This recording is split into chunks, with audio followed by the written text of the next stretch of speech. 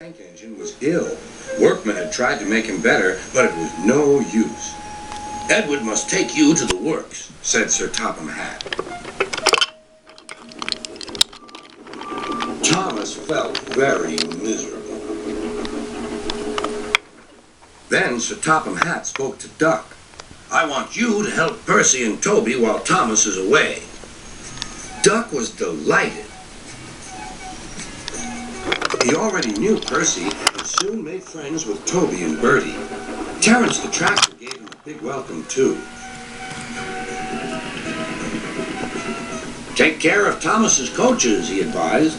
"He's sure to miss them while he's away." Duck was very gentle with the coaches. Annie and Clarabelle were impressed. "Such nice manners," they told each other. "It really is a pleasure to go out with him."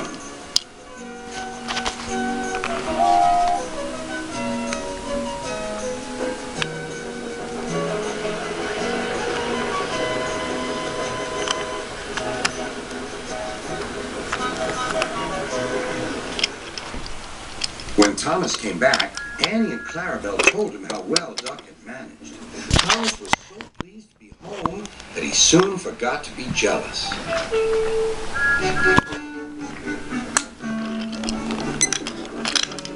The works had left Thomas's handbrake very stiff. It made his brakes seem as if they were on, when in fact they were not.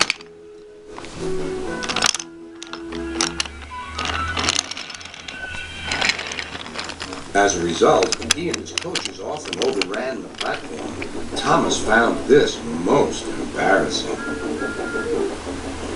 Gradually, his driver and fireman learned to be extra careful.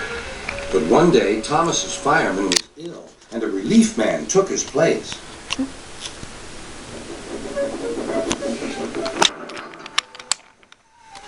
The fireman had fastened the coupling and joined the driver and station master on the platform to wait for Henry's passengers. The fireman had forgotten all about Thomas's handbrake. Thomas simmered happily. Not long now, he thought, as he saw Henry slowly approaching.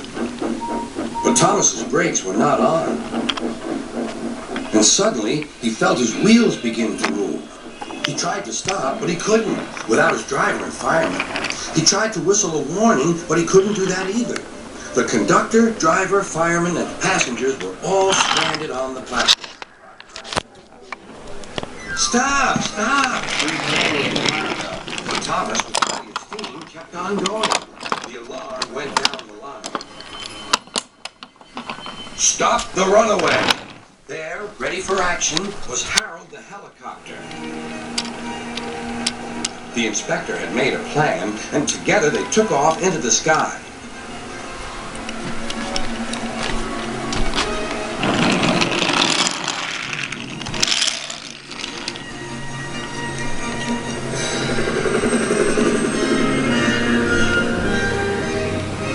At last, Thomas was tiring. "I need to stop! I need to stop!" he panted wearily. As they neared the next station, Thomas saw Harold land.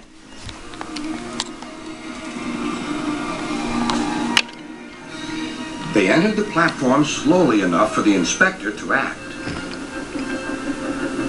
Judging his moment, the inspector scrambled into the cab and screwed the brakes on.